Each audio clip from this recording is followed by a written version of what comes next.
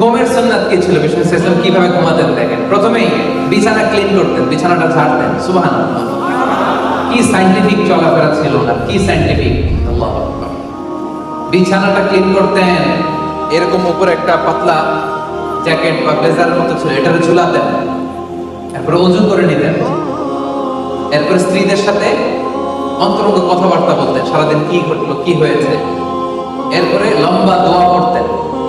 বিছানাতে যাওয়ার আগে হাত দুইটা একসাথে করে 3 গুণ সূরাতুল ইখলাস, সূরাতুল ফালাক, সূরাতুল নাস তিনটা পড়ে হাতে ফু দিয়ে মাথা থেকে পা পর্যন্ত মেসেজ সুবহানাল্লাহ পড়েন। মনে থাকবে?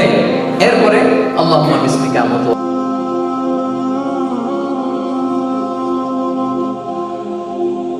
ওয়া আহইয়া বলে ডান কাতে ঘুমাতেন। কোন কাতে? ঘুমানোর সময় ডান হাতটা ডান গালের নিচে রাখতেন। সুবহানাল্লাহ পড়েন। এইভাবে ঘুমাতেন আখিরি জামানার পয়গম্বর বিশ্বনবী মুহাম্মদ রাসূলুল্লাহ সাল্লাল্লাহু আলাইহি ওয়াসাল্লাম। ঘুমিয়ে পড়তেন। স্ত্রীদের সাথে অন্তরঙ্গ মেলামেশা যদি করতেন, গোসল ফরজ যদি হতো, কখনো কখনো গোসল করে এরপরে ঘুমাতেন, কখনো কখনো ওযু করে ঘুমায়ে যেতেন। ওই যে মিডনাইট, মধ্যরাতে যখন তাহাজ্জুদের জন্য উঠতেন, তখন উঠে গোসল করতেন। সুবহানাল্লাহ।